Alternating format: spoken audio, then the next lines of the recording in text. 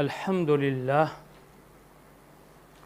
والصلاة والسلام علی رسول اللہ وعلی آلہ واصحابہ ومن والاہ الی یوم الدین۔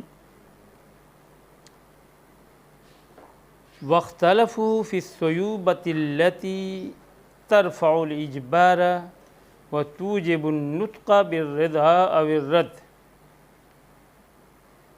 فذهب مالک وابو حنیفۃ الی انها الصیوبۃ التی تکون بنکاح صحیح او شبہۃ نکاح او ملک، وانها لا تکون بزنا ولا بغصب، وقال الشافعی کل صیوبۃ ترفع الاجبار، وسبب اختلافهم هل يتعلق الحكم بقوله عليه الصلاة والسلام الثیب احق بنفسها من ولیها بالصیوبۃ الشرعیۃ ام بالصیوبۃ اللغویۃ۔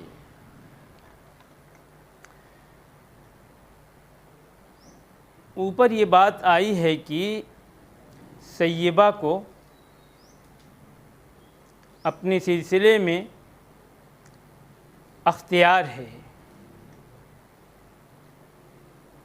اگر اس کا باپ اس کا نکاح کرنا چاہتا ہے تو اس پر ولایت اجبار حاصل نہیں ہے، یعنی اس کے نکاح کے لیے سیبہ لڑکی کی اجازت اسے لینی ضروری ہے، بغیر اجازت کے اس کا نکاح نہیں ہوگا۔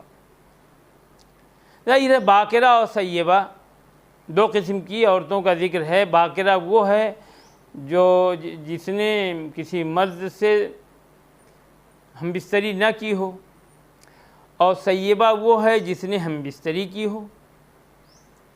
اب سیبہ جو ہے یہ جائز طریقے سے ہم بستری کی ہے، تب وہ حقیقی معنوں میں سیبہ کہی جائے گی، اور اس کی رضا نطق کے ذریعے واجب ہوگی، یا کسی بھی طور پر جائز ہو یا ناجائز بکارت اس کی زائل ہو گئی اور وہ سیبہ ہو گئی، تو وہ اس سے اس کے نکاح کے لیے ولی کو اجازت لینی پڑے گی۔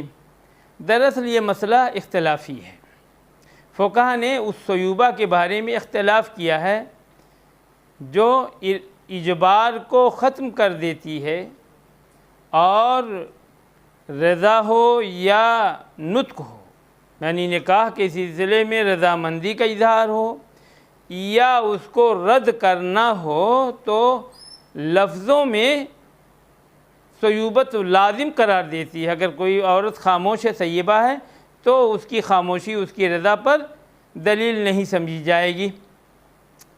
تو کس طرح کی صیوبت پائی جائے تو اسے یہ اختیار حاصل ہو جاتا ہے، اس سلسلے میں فقہا نے اختلاف کیا ہے۔ امام مالک، امام ابو حنیفہ اس طرف گئے ہیں کہ وہ صیوبت جو نکاح صحیح کے ذریعے پائی جائے یا نکاح کے مشابہ ایسی صورت سے پایا جائے جو نکاح کے مشابہ ہو، نکاح تو نہ ہو لیکن نکاح سے مشابہت رکھتا ہو، یا ملک یمین کے ذریعے۔ نکاح صحیح آپ جانتے ہیں، ایک عورت کا ایک مرد سے گواہوں کی موجودگی میں اولیاء کی مرضی سے نکاح ہوا، نکاح صحیح ہے۔ اب وہ اس سے نکاح ہوا، اس نے اس کے ساتھ ہم بستری کیا، اور وہ باکرہ، وہ سیبہ کہلائے گی۔ نکاح کے مثل کوئی ایسی صورت ہو،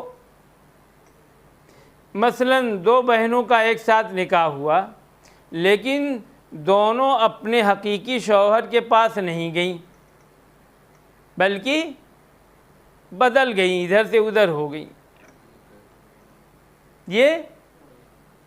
یہ شبہت نکاح ہے۔ دلہن بدل جاتی ہے غلطی سے، تو اس سلسلے میں بھی آگے مسئلہ آئے گا کہ کیا حکم ہے، تو اس سے بھی وہ سیبہ ہو جائے گی۔ اسی طرح آدمی نہیں جانتا کہ گواہی ضروری ہے. بغیر گواہوں کے خود میاں بیوی اور کوئی کسی نے کہہ دیا کہ تم سے فلاں کا نکاح ہو گیا, اس نے کہا کہ میں نے تمہارے ساتھ رشتہ زواج کیا, اس نے کہا میں نے قبول کیا, تو اب نکاح ہو جائے گا. اس نے سمجھا اب نکاح ہو گیا اور ہم بستری کر لی, حالانکہ نکاح نہیں ہوا. تو یہ بھی شبہت نکاح ہے. اسی طرح اس نے ایسی عورت سے نکاح کیا جو اس کی رضاعی بہن تھی اور اسے معلوم نہیں تھا, ہم بستری کر لیا. یہ شبہت نکاح ہے. فوراً دونوں کو علیحدہ کر دیا جائے گا, دونوں کو علیحدہ کر دیا جائے گا, اور یہ شبہت نکاح ہے. ملک یمین تم جانتے ہو, یعنی باندی وہ باقرہ ہے, اگر اس کے مالک نے خریدا اور خرید کر کے اس سے ہم بستری کرنے کا مجاز ہے وہ, اس لیے کہ شریعت نے اجازت دی ہے, تو وہ باقرہ سے سیبہ ہو جائے گی. یہ صحیح صورتیں ہیں جن کی بنیاد پر کوئی عورت کسی عورت کی بکارت زائل ہو جائے اور وہ سیبہ بن جائے, تو ایسی صورت میں شریعت اسے رضا یا رد, نکاح کرنے پر رضامندی کا اظہار ہو یا نکاح عدم رضا کا اظہار ہو, دونوں کو ضروری ہے کہ وہ اپنی زبان سے صراحت کے ساتھ یہ کرے. اس کے علاوہ جو صیوبت کی شکلیں ہیں وہ غیر شرعی ہیں اور وہ ان کا اعتبار نہیں کیا جائے گا. امام مالک اور امام شافعی یہی کہتے ہیں. کہتے ہیں وَأَنَّهَا لَا تَكُونُ بِزِنًا وَبِغَصَبٍ, اور وہ صیوبت جو زنا کے ذریعے پائی جائے, کسی عورت نے کسی مرد نے کسی عورت سے زنا کر لیا, وہ باقرہ تھی اور سیبہ ہو گئی. اسی طرح کوئی مرد کسی عورت کو اٹھا لے جائے, تو ایسی صورت میں جو صیوبت ہے وہ صیوبت اس صیوبت کا اعتبار نہیں کیا جائے گا. اس طرح کی صیوبت اگر پائی جائے تو شریعت اسے اجبار کا حق اس سے چھینے گی نہیں ولی سے. ایسی صورت میں ولی کو اجبار کا حق ولی کا باقی رہے گا, کیونکہ یہ غیر شرعی صیوبت ہے. یہ امام مالک اور امام ابو حنیفہ کہتے ہیں. امام شافعی نے کہا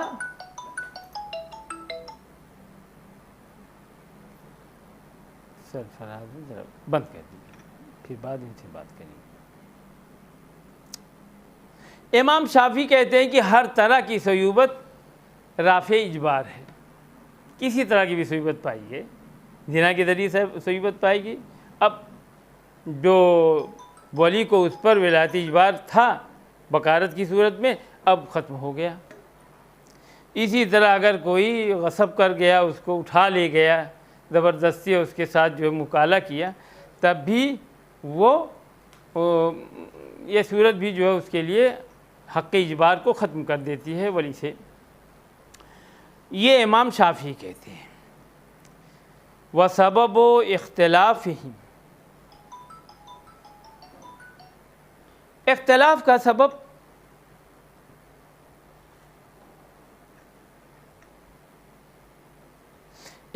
کا سبب کیا حکم اللہ کے رسول علیہ الصلاۃ والسلام کے اس قول کا حکم السیب احق بنفسها من ولیها, کی سیبہ اپنی ذات کے بارے میں اپنے ولی سے زیادہ حق رکھتی ہے.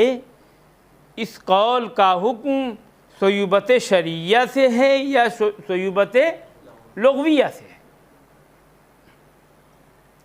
امام مالک اور امام ابو حنیفہ کہتے ہیں کہ صیوبت شرعیہ سے اس کا حکم, شرعاً جائز طریقے سے وہ سیبہ ہو جائے تب یہ حق جو ہے اسے مل جاتا ہے عورت کو, اور اجبار کا جو حق ہے وہ ختم ہو جاتا ہے ولی سے صیوبت شرعیہ کی صورت میں. امام شافعی کہتے ہیں کہ لغوی طور پر وہ سیبہ ہو جائے, یعنی بکارت اس کی زائل ہو جائے کسی بھی طور پر, جائز و ناجائز طریقے پر, تو سیبہ کہلائے گی اور حدیث کے اندر عموم پایا جاتا ہے، تخصیص کی کوئی وجہ نہیں ہے۔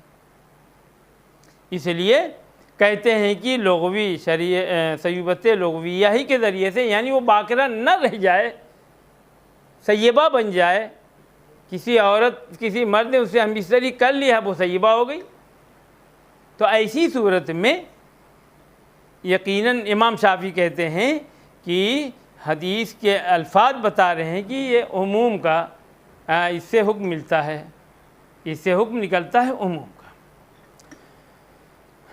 لیکن عورت کی پوزیشن بڑی نازک ہوتی ہے، اگر یہ اعلان ہو جائے کہ اس نے بدکاری کی وجہ سے یہ سیبہ ہو گئی اور اب یہ خود اپنا نکاح کرنے چلی ہے، اس کے ولی کا جو حق اجبار تھا وہ ختم ہو گیا، لوگ پوچھیں گے آخر کیسے کیا ہو گیا ہے، لوگ تو ہمیں پڑ جائیں گے، پھر عورت کی عزت کا جو ہے یہ الزام جو ہے وہ عام ہو جائے گا، لوگوں کی نگاہوں میں آ جائے گا، اور پھر اس کی عزت نیلام ہو جائے گی، سب لوگ جان جائیں۔ تو اس کی عزت و عصمت کے تحفظ کے لیے بہتر وہ رائے ہے جو امام مالک اور امام شافعی نے پیش کی ہے، اور میں سمجھتا ہوں وہی راجح ہے۔ امام مالک اور امام ابو حنیفہ نے پیش کی، دیکھیے زبان سے کچھ نکل آتا ہے۔ اب مسئلہ، اب کوئی سوال ہے اس سلسلے میں؟ ذہن میں کوئی سوال نہیں اٹھتا؟ چلیے۔ واتفقوا على ان الاب يجبر ابنه الصغير على النكاح وكذلك ابنته الصغيرة البكرة ولا يستأذنها لما ثبت ان رسول الله صلى الله عليه وسلم تزوج عائشة رضي الله عنها بنت 6 أو 7 وبنى بها بنت 9 بإنکاح أبیہ ابی بکر الصدیق رضی اللہ عنہ الا ما روی من الخلاف عن ابن شبرمہ۔ کہتے ہیں فقہا کا اس بات پر اتفاق ہے کہ باپ کو اپنے کمسن بیٹے پر ولایت اجبار حاصل ہے، وہ اپنے کمسن بیٹے کا نکاح اجباری طور پر کر سکتا ہے، اس لیے کہ اس کی رضا کا کوئی اعتبار نہیں، وہ کمسن ہے، وہ کیسے اپنی رضامندی کا اظہار کرے گا؟ جو بھی کرے گا اس کا اعتبار نہیں کیا جائے گا، شریعت اس کا اعتبار نہیں کرتی جب تک کہ آدمی بالغ نہ ہو جائے۔ تو اس لیے باپ کو اپنے کمسن بیٹے پر نکاح کے سلسلے میں ولایت اجبار حاصل ہے، فقہا کا اختلاف ہے۔ اسی طرح اسے اپنی کمسن بیٹی جو باقرہ ہو گئی ہے اس پر بھی اسے ولایت اجبار حاصل ہے۔ ان دونوں مسئلوں میں جو اختلاف ہے وہ شاذ ہے، ابھی اختلاف ذکر کریں گے، آگے اشارہ کر رہے ہیں۔ فقہا نے دونوں مسئلوں میں اتفاق کر لیا ہے سوائے شاذ قول کے، جس کا ذکر ابھی ہم کریں گے۔ وَلَا يَسْتَأْمِرُهَا، وہ بیٹی ہو یا بیٹا کمسن ہے تو اس سے وہ مشورہ نہیں کرے گا، اس سے اجازت طلب نہیں کرے گا، اس لیے کہ ثابت ہے کہ اللہ کے رسول صلی اللہ علیہ وسلم نے حضرت عائشہ رضی اللہ تعالی عنہا سے نکاح کیا جبکہ وہ 6 یا 7 سال کی تھی، اور بینا کیا جب وہ 9 سال کی تھی، اس لیے کہ ان کے والد ابو بکر صدیق رضی اللہ تعالی عنہ نے ان کا نکاح اللہ کے رسول سے کر دیا تھا۔ اس لیے اس روایت کی بنیاد پر فقہا نے اتفاق کر لیا کہ بیٹی کمسن ہو اور باقرہ ہو تو اس پر باپ کو ولایت اجبار حاصل ہے۔ خود ابو بکر رضی اللہ تعالی عنہ کا حضرت عائشہ کا رسول اللہ صلی اللہ علیہ وسلم سے نکاح کرنا اس بات کی دلیل ہے۔ کم سن بیٹے کے سلسلے میں بھی اتفاق ہے، کوئی نص ایسی نہیں، لیکن اسی کی بنیاد پر فقہا یہ کہتے ہیں کہ اس پر بھی ولایت اجبار حاصل ہے، سوائے اس روایت کے جو ابن شبرمہ سے مروی ہے۔ اس کے برخلاف ابن شبرمہ ہیں، ابو بکر الاسم ہیں اور عثمان البتی ہیں، یہ لوگ کہتے ہیں کہ نہ کم سن بچے کا نکاح کیا جا سکتا ہے کم سنی میں، نہ کم سن بچی کا نکاح کیا جا سکتا، یہاں تک کہ دونوں بالغ ہو جائیں، باپ بھی نہیں کر سکتا۔ ابن شبرمہ، ابو بکر الاسم اور عثمان بتی جو مختلف فرقے سے تعلق رکھتے ہیں، کوئی خارجی ہے تو کوئی، لیکن فقہا میں ان کا بھی شمار ہوتا ہے۔ آپ جانتے ہیں کہ ابن رشد جو ہیں یہ غیر معروف فقہا کے اقوال بھی نقل کرتے ہیں، یہ ان کی خوبی ہے کہ فقہا نے اپنی اپنی کتابوں میں معروف فقہا کے اقوال نقل کیے ہیں، اور جو غیر معروف تھے ان کی رائے کو درخور اعتنا نہیں سمجھا، ذکر کرنا بھی مناسب نہیں سمجھا۔ ابن رشد ایسے فقیہ ہیں کہ وہ معروف و غیر معروف تمام فقہا کی رائےوں کو ذکر کرتے ہیں اور ان کی دلیل بھی پیش کرتے ہیں۔ تو یہ لوگ کہتے ہیں کہ کم سنی کی شادی جائز ہی نہیں ہے، چاہے باپ ہو یا کوئی بھی ولی ہو نہیں کر سکتا، کم سن بیٹا ہے کم سن بیٹی ہے، نکاح نہیں ہو سکتا، کیا ہی نہیں جا سکتا جب تک کہ دونوں بالغ نہ ہو جائے۔ امام ابن حزم ظاہری فرق کرتے ہیں، کہتے ہیں کم سن بیٹی کا نکاح تو کیا جا سکتا ہے لیکن کم سن بیٹے کا نکاح نہیں ہو سکتا، یہ تیسری رائے ہے۔ جمہور یہ کہتے ہیں کہ باپ کو دونوں بیٹا اور بیٹی کم سن ہونے کے باوجود ان کا نکاح کر سکتا ہے، ان دونوں پر اسے ولایت اجبار حاصل ہے، جمہور یہی کہتے ہیں۔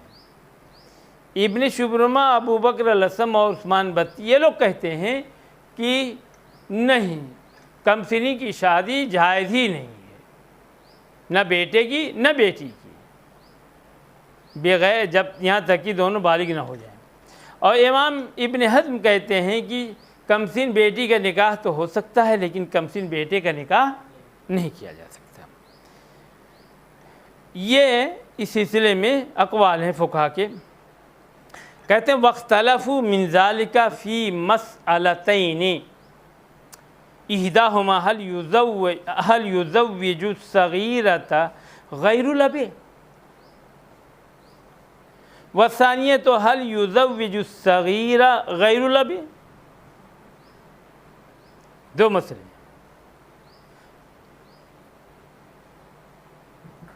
کہ باپ کو تو ولایت اجبار حاصل ہے کم سن بیٹے اور بیٹی دونوں پر، کیا باپ کے علاوہ دیگر اولیاء کو بھی حاصل ہے یہ حق یا نہیں؟ باپ کے علاوہ دوسرا ولی کم سن بیٹی کا نکاح کر سکتا ہے، اسی طرح باپ کے علاوہ کوئی دوسرا ولی کم سن بیٹے کا نکاح کر سکتا ہے، باپ کا انتقال ہو جائے، بیٹے اور بیٹی سب کم سن ہوں، ولی دادا ہو جائے یا ولی جو ہے بھائی ہو یا چچا ہو، تو کیا یہ ان کا نکاح کم سنی میں کر سکتا ہے یا نہیں؟ فقال الشافعی یزوجها الجد ابو الاب والاب فقط، وقال مالک لا یزوجها الا الاب فقط، او من جعل الاب له ذلك اذا عین الزوجہ الا ان يخاف عليها الضيعة والفساد، وقال ابو حنیفۃ یزوج الصغیرۃ کل من لہ علیہا ولایۃ من اب وقریب وغیر ذلک ولہ الخیار اذا بلغت.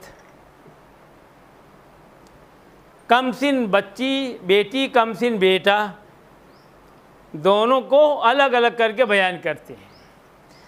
پہلے کم سن بیٹی کے نکاح کے سلسلے میں فقہا کے اقوال ذکر کر رہے ہیں اور اس سبب اختلاف کے بعد اس پر گفتگو کرنے کے بعد کم سن بیٹے کی طرف آئیں گے. آپ کہیں دونوں میں کوئی فرق نہیں ہے، لیکن دونوں میں فرق ہے، اس لیے دونوں کو الگ الگ ذکر کر کے وہ اس کی وضاحت کریں گے. تو کیا باپ کے علاوہ کوئی دوسرا ولی کم سن بیٹی کا نکاح کر سکتا ہے؟ امام شافعی نے کہا کہ دادا، باپ اور باپ کے باپ یعنی دادا کو اختیار ہے، صرف باپ کو اختیار ہے، جیسا کہ اتفاقی مسئلہ ہے. باپ کے باپ یعنی دادا کو، باپ کو چھوڑ کر کے دادا کو صرف اختیار ہے دیگر اولیاء کے درمیان. یہ امام شافعی نے کہا. امام مالک نے کہا کہ باپ کے علاوہ کسی کو یہ اختیار نہیں ہے، اور یہی رائے امام احمد ابن حنبل کی ہے. امام مالک باپ کو یہ اختیار دیتے ہیں اور اس شخص کو بھی یہ اختیار دیتے ہیں جس کو باپ وصیت کر جائے، اور من جعل الاب لہ ذالک، یا وہ شخص جس کو باپ یہ ذمہ داری دے دے کہ میری بیٹی کا نکاح تمہاری ذمہ داری ہے، وصیت کر دے. کہتے ہیں کم سن بیٹی کا نکاح وصی بھی کر سکتا ہے اذا عین الزوج، جب باپ اس کے شوہر کی تعین کر دے کہ میری بیٹی کا نکاح فلاں لڑکے سے کر دینا. تو وصی کو، جو باپ کو اختیار ہے ولایت اجبار کا، وہی اختیار وصی کو بھی حاصل ہے. استثنائی صورت یہ ہے کہ اسے اندیشہ ہو اس بیٹی پر ضائع ہونے یا فساد میں مبتلا ہونے کا، تو مطلقاً اختیار ہے، چاہے شوہر کا انتخاب کرے یا نہ کرے، تعین کرے یا نہ کرے. یعنی وصی کو کسی کو وصیت کی ہے، اب سرفراز صاحب پریشان کر رہے ہیں.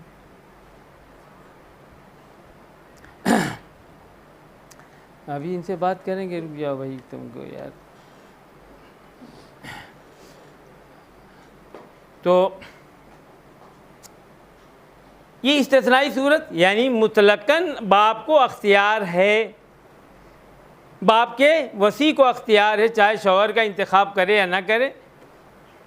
ایسی صورت میں جب اسے اپنی اس ولیہ کے سلسلے میں ضائع ہونے کا اندیشہ ہو یا فساد میں مبتلا ہونے کا اندیشہ ہو، ماحول خراب ہو، ہر طرف جو ہے عصمت و عزت کے لٹیرے گھات میں ہوں، اور یہ کمسین ہے بھی، ایسی صورت میں مطلقاً وصی کو اختیار ہے کہ اس کا نکاح وہ کر دے. یہ امام مالک کی رائے ہے. امام ابو حنیفہ نے توسع اختیار کیا ہے اور یہ کہا کہ بیٹی کا نکاح ہر وہ ولی کر سکتا ہے جس کو اس پر ولایت کا حق حاصل ہے، چاہے وہ باپ ہو یا باپ کے علاوہ کوئی عزیز و قریب ہو، بھائی ہو، دادا ہو، چچا ہو، بھتیجا ہو، ہر ایک کر سکتا ہے. باپ ہی کو صرف اختیار نہیں ہے ولایت اجبار کا، بلکہ باپ کے علاوہ تمام اولیاء کو ولایت اجبار کا حق حاصل ہے، امام ابو حنیفہ کہتے ہیں۔ لیکن وہ یہ کہتے ہیں کہ جب وہ سن بلوغ کو پہنچ جائے گی تو اسے اختیار ہے کہ چاہے تو اس نکاح کو پر باقی رہے یا اس نکاح کو توڑ دے۔ وَلَهَا الْخِيَارُ إِذَا بَلَغَتْ، اور جب سن بلوغ کو پہنچ جائے گی تو اس کو اختیار ملے گا، یہ امام ابو حنیفہ کہتے ہیں۔ وَسَبَبُ اخْتِلَافِ مُعَارَضَةُ الْعُمُومِ لِلْقِيَاسِ وَذَلِكَ أَنَّ قَوْلَهُ عَلَيْهِ الصَّلَاةُ وَالسَّلَامُ وَالْبِكْرُ تُسْتَأْمَرُ وَإِذْنُهَا سُمَاتُهَا يَقْتَضِي الْعُمُومَ فِي كُلِّ بِكْرٍ إِلَّا ذَاتَ الْأَبِ التي خصصها الإجماع إلا الخلاف الذي ذكرناه وكون سائر الأولياء معلوما منهم النظر والمصلحة لوليتهم يوجب أن يلحقوا بالأب في هذا المعنى،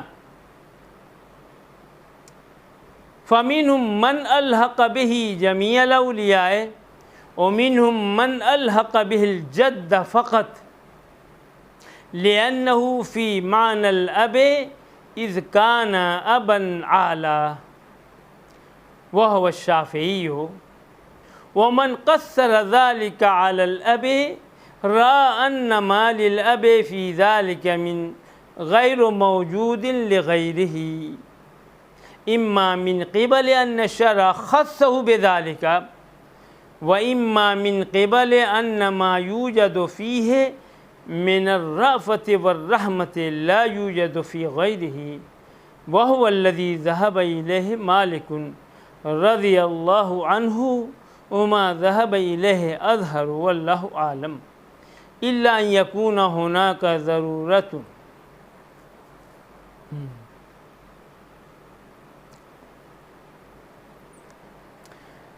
اختلاف کیوں کر ہوا؟ اس اختلاف کے پیچھے سبب کیا ہے؟ اسی سبب اختلاف میں دونوں گروہ کے دلائل آ جائیں گے۔ اختلاف کا سبب کہتے ہیں کہ عموم کا قیاس سے معارضہ ہے۔ ایک طرف عموم ہے جس کا تقاضا کچھ اور ہے، اور دوسری طرف قیاس ہے جو کسی دوسرے رخ پہ لے جا رہا ہے۔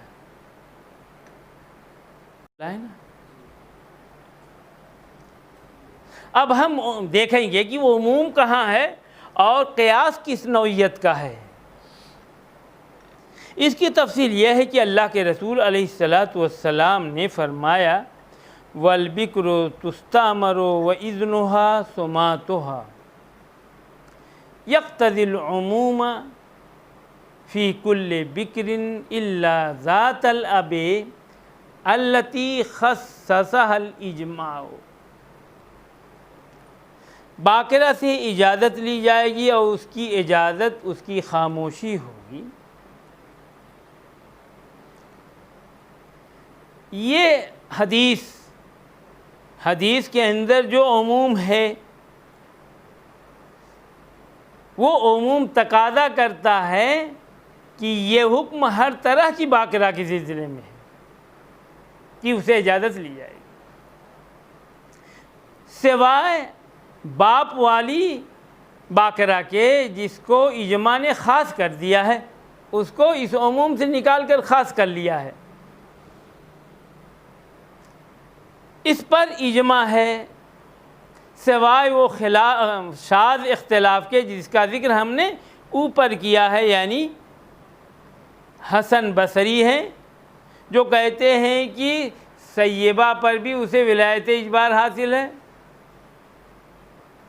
اور آپ دیکھ رہے ہیں کہ ابن شبرمہ وغیرہ ہیں جو کہتے ہیں کہ کسی پر ولایت اجبار نہیں ہے، حاصل ہے کسی باپ کو، ہے نا۔ اس شاذ اختلاف کے سے ہٹ کر کے جس کا ہم نے ذکر کیا ہے، یہ حکم تمام باقرہ کے اندر پایا جانا ضروری ہے، نسخ عموم کا تقاضا ہے، سوائے باپ والی کے جس کو اجماع نے الگ کر لیا، خاص کر لیا ہے کہ باپ جو ہے، باپ والی جو لڑکی باقرہ ہے اس پر اس کو ولایت اجبار حاصل ہے۔ وَقَوْنُ سَائِرِ الْأَوْلِيَاءِ مَعْلُومًا مِّنْهُمُ النَّظَرُ وَالْمَصْلَحَةُ لِوَلِيَّتِهِمْ یوجب ان یلحق بالاب فی هذا المعنی۔ یہ قیاس ہے، یہ قیاس کا ذکر کر رہے ہیں کہ تمام اولیاء کے تعلق سے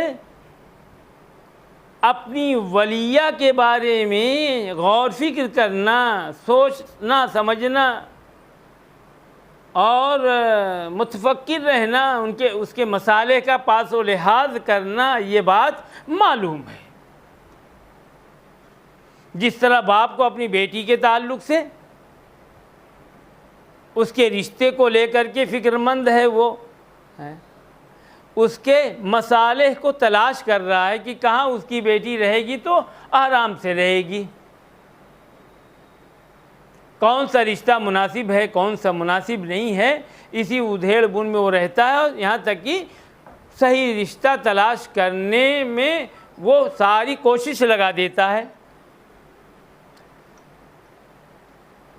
تو ظاہر ہے یہی فکر یہی فکر بھائی کے اندر پائی جاتی ہے اپنی بہن کے تعلق سے۔ یہی مسالے کا پاس و لحاظ کرنا اور اس کے لیے تگ و دو کرنا دادا کے اندر بھی یہی چیز پائی جا رہی ہے اپنی پوتی کے تعلق سے، اور یہی بات چچا کے اندر پائی جا رہی ہے اپنی بھتیجی کے تعلق سے، ہے نا؟ تو ظاہر جو حکم باپ کا ہے وہی حکم ان اولیاء کا بھی ہوگا۔ یعنی ان اولیاء کو قیاس کیا ہے باپ پر اور تحقیق کی ہے، تحقیق کر کے یہ معلوم کیا ہے کہ ان اولیاء کے اندر بھی وہی چیز، وہی اخلاص، وہی جو ہے محبت، وہی جو ہے جو باپ کے اندر اپنی بیٹی کے تعلق سے پائی جاتی، ان اولیاء کے اندر بھی اپنی مولیات کے تعلق سے وہی چیز پائی جا رہی ہے۔ اس لیے جو حکم باپ کا ہے وہی حکم ان دیگر اولیاء کا بھی ہے۔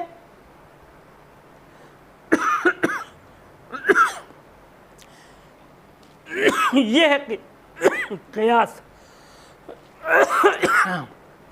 یہ ہے قیاس۔ یہ قیاس واجب کرتا ہے کہ ان تمام اولیاء کو باپ سے اس معنی میں ملحق کر دیا جائے، یعنی جو اختیار باپ کو ہے وہی اختیار ان اولیاء کو بھی حاصل ہو۔ یہ قیاس اسی بات کا تقاضا کرتا ہے۔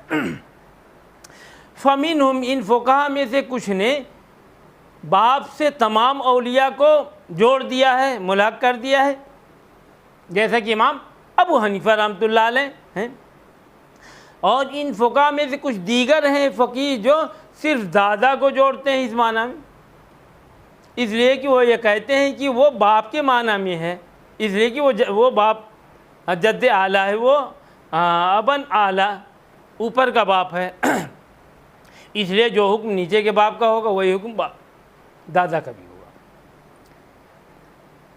یہ امام شافعی کہتے ہیں۔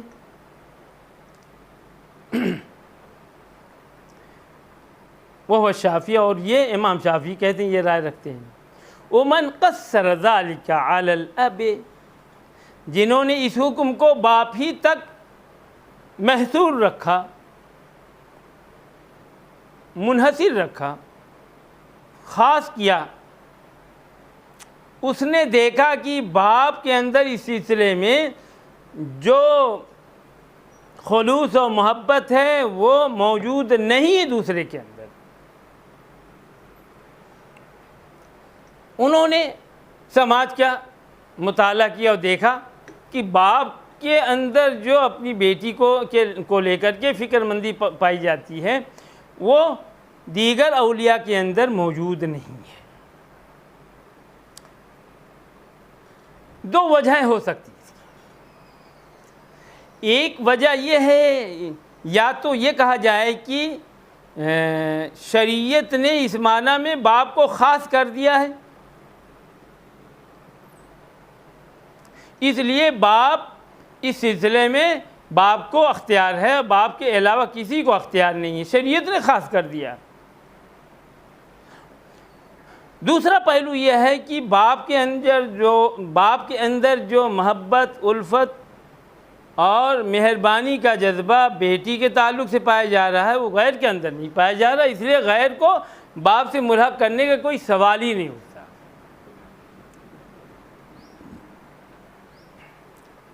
اور یہ وہ رائے ہے جس کی طرف امام مالک گئے ہیں۔ امام مالک کی یہ رائے ان کو بہت بھلی لگی، اس لیے خوش ہو کر رضی اللہ عنہ کہہ دیا۔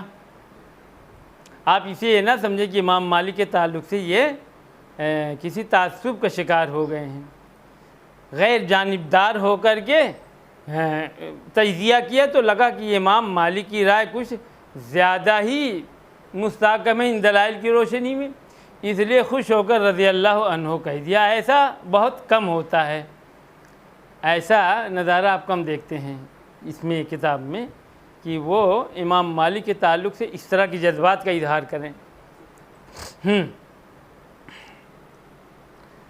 وما ذهب الیہ اظہر، جس طرف یہ گئے ہیں بالکل کھلی بات ہے، بالکل ظاہر ہے، اللہ زیادہ بہتر جانتا ہے۔ الا ان یکون ہناک ضرورت، ایک استثنائی صورتیں ہو سکتی ہیں، باپ نہیں ہے، کم سنی کی حالت میں بیٹی کا نکاح کرنا ہے، اگر صرف آپ نے باپ کو اختیار دے رکھا ہے تو باپ موجود نہیں ہے، یتیم ہے،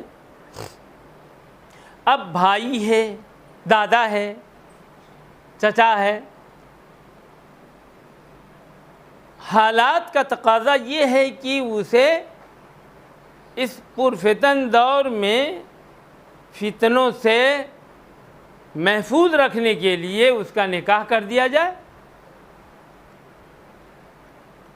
اور آپ یہ کہتے ہیں کہ باپ کے علاوہ کوئی دوسرا ولی نہیں کر سکتا،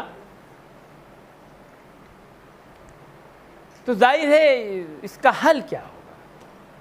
استثنائی کچھ حالات ہوں گے جن میں ہم دوسرے فقیہ کی بات کو اس کے مذہب پر عمل کرنے کے پر مجبور ہوں گے۔ وقد احتج، اب دیکھیے امام ابو حنیفہ یا احناف کی کیا دلیل ہے، امام شافعی کی دلیل آ گئی، امام مالک کی دلیل آ گئی۔ امام ابو حنیفہ یا احناف نے قیاس کا سہارا لیا ہے، قیاس کیا ہے تمام اولیاء کو باپ پر، اور جو حکم باپ کا وہی حکم ان اولیاء کا، امام ابو حنیفہ نے کیا ہے، لیکن یوں ہی نہیں کیا ہے بلکہ اس کے پیچھے شرعی نصوص ہیں، قرآنی نصوص ہیں۔ وقد احتج الحنفیۃ بجواز انکاح الصغار غیر الآباء بقولہ تعالی وَإِنْ خِفْتُمْ أَلَّا تُقْسِطُوا فِي الْيَتَامَى فَانكِحُوا مَا طَابَ لَكُم مِّنَ النِّسَاءِ قَالَ وَالْيَتِيمُ لَا يَنْطَلِقُ إِلَّا عَلَى غَيْرِ الْبَالِغَةِ۔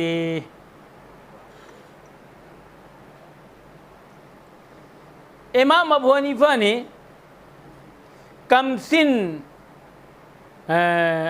مولیات یا کم سن بیٹیوں کے نکاح کے جواز کے سلسلے میں، باپ کے علاوہ دیگر اولیاء کے جواز کے سلسلے میں حجت بنایا ہے اللہ تعالیٰ کے اس قول کو۔ وہ قول کیا ہے؟ وَإِنْ خِفْتُمْ أَلَّا تُقْسِطُوا فِي الْيَتَامَى فَانكِحُوا مَا طَابَ لَكُم مِّنَ النِّسَاءِ۔ اگر تم لوگوں کو اندیشہ ہو کہ تم یتیم بچیوں کے ساتھ انصاف نہ کر سکو گے تو تم انہیں چھوڑ کر دیگر عورتیں جو تمہیں پسند ہو ان سے نکاح کرو۔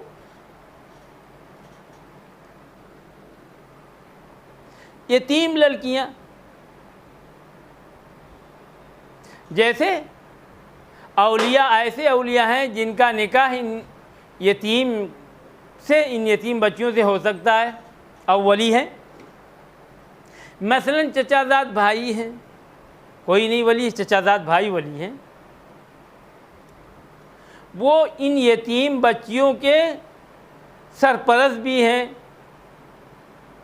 اور ان سے، ان کی خوبصورتی کو دیکھ کر کے اور ان کے پاس مال و دولت ہے اس کو دیکھ کر کے ان سے نکاح کے بھی خواہش مند ہیں،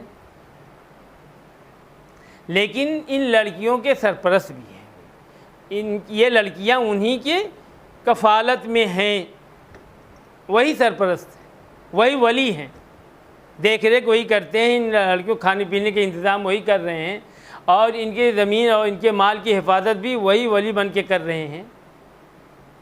ان کو خطاب کیا ہے اور یہ کہا کہ اگر تم اپنی ان یتیم بچیوں سے جن کے باپ کا انتقال ہو گیا اور تم ولی ہو، اگر ان کے ساتھ ناانصافی کرنے کا اندیشہ ہو، ناانصافی کس طور پر کہ ان کا جو جائز مہر ہے وہ نہ دے سکو گے، یہ بچیاں ہیں، ظاہر ہے ان کے سرپرست بھی تم ہی ہو، نکاح کرو گے تو جو مہر میں ہلکی پھلکی مہر دے سکتے ہو، ہلکا پھلکا مہر دے دیا، جو جائز مہر ہے، جو ان کا مہر ہو سکتا ہے کوئی دوسرا مرد نکاح کرے تو وہ 1,00,000 2,00,000 دے، اور تم 10-20 ہزار میں ان کو تنخواہ دو، ظاہر یہ زیادتی ہوگی نا۔ اگر اس طرح کی ناانصافی، اس طرح کی زیادتی کا اندیشہ ہو تو ان سے نہ نکاح کرو، گویا کہ یہ نکاح کرنے کا جواز مل رہا ہے نا، اس آیت کریمہ سے نکاح کرنے کا جواز مل رہا ہے نا، لیکن ان کو روکا گیا محض اس سے کہ یہ انصاف نہ کریں گے، اور اگر انصاف کریں تو کوئی مذائقہ نہیں ہے، نکاح کر سکتے ہیں، ہے نا۔ احناف نے اس سے استدلال کیا اس آیت کریمہ سے، اور یہ کہا کہ دیگر اولیاء کو بھی، باپ کے علاوہ دیگر اولیاء کو بھی نکاح کرنے کا اختیار ہے۔ کہتے ہیں یہاں یتیم کا اطلاق غیر بالغ پر ہوتا ہے، فی الیتامہ، جو یتامہ کہا ہے یہ غیر بالغ لڑکیاں ہیں، یتیم لڑکیاں جو غیر بالغ ہیں، یتیم اسی وقت رہتی ہیں، اس وقت تک رہتی ہیں جب تک وہ نابالغ ہیں، بالغ ہو گئی تو یتیمی کا جو ہے وہ ختم ہو جاتا ہے۔ یہ امام ابو حنیفہ کہتے ہیں، ابھی ذکر آئے گا۔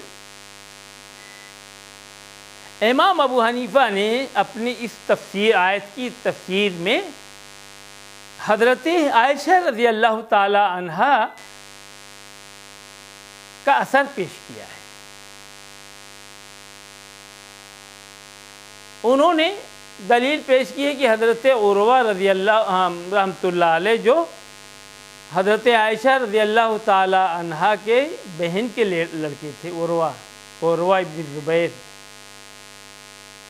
تو حضرت عروہ نے اپنی خالہ حضرت عائشہ ام المومنین رضی اللہ عنہا سے اس آیت کی تفسیر کے بارے میں پوچھا۔ اس آیت کی تفسیر کیا ہے؟ فَإِنْ خِفْتُمْ أَلَّا تُقْسِطُوا فِي الْيَتَامَى فَانكِحُوا مَا طَابَ لَكُم مِّنَ النِّسَاءِ۔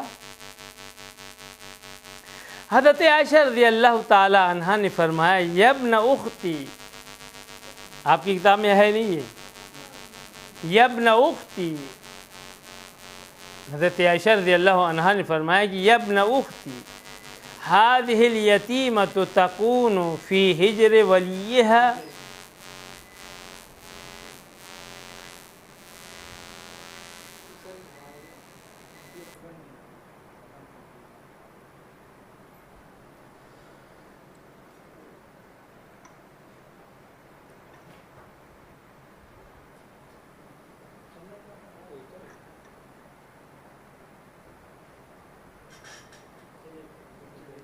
چلے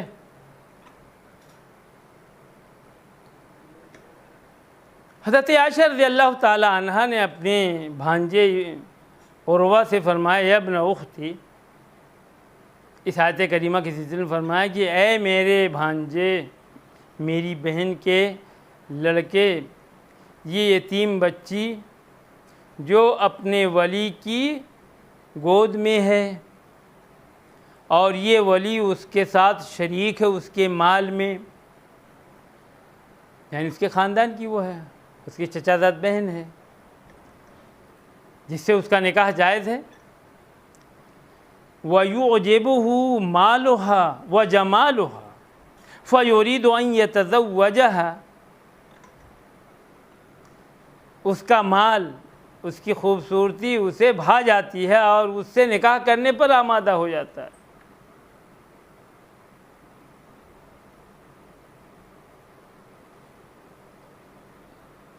تو اندیشہ ہے کہ وہ اس کے مہر میں انصاف نہ کر سکے، فَيُوتِهَا مِثْلَ مَا يُوتَا، پس وہ دے اس کو اتنا جتنا کوئی دوسرا دے مہر، ایسا نہیں کر سکتا، نہیں کرنے کا اندیشہ ہے۔ تو فَنُهُوا عَن نِكَاحِهَا، بس ان لوگوں کو اپنی ان مولیات سے نکاح کرنے سے روک دیا گیا ہے، الا کہ یہ لوگ ان کے ساتھ عدل و قسط کریں اور ان کے مہر کے سلسلے میں جو ہے انصاف کریں تو جائز ہے۔ تو اسی یہ معلوم ہوا کہ باپ کے علاوہ کوئی دوسرا ولی ہے تو اپنی ولیہ کمسن بھی ہے تب بھی اس کا نکاح وہ کر سکتا ہے۔ اس آیت کریمہ سے امام ابو حنیفہ نے استدلال کی، اس آیت کریمہ اور اس کی جو تفسیر حضرت عائشہ رضی اللہ تعالیٰ عنہ نے بیان کیا ہے اس کو دلیل بناتے ہوئے امام ابو حنیفہ نے کہا کہ کمسنی حالت میں باپ کے علاوہ کوئی دوسرا ولی نکاح کر سکتا ہے۔ والفریق الثانی قالوا ان اسم الیتیم قد ينطلق على بالغة بدلیل قوله علیہ الصلاۃ والسلام تستعمر الیتیمة والمستعمرة هي من اہل الاذن وهي البالغة فيكون لاختلافهم سبب آخر۔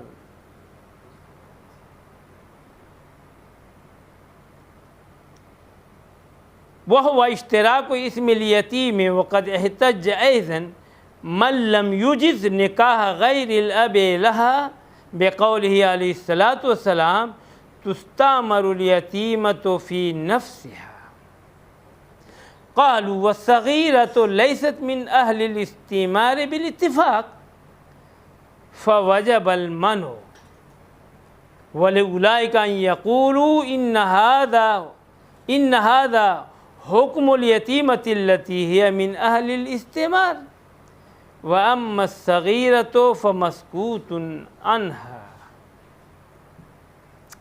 فریق ثانی یعنی امام مالک اور امام شافعی، امام مالک، امام شافعی اور امام احمد ابن حنبل بھی ہیں، وہ کہتے ہیں کہ یتیم کا لفظی یتیم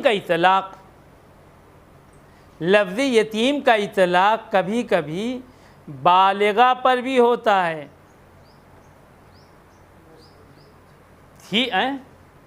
بس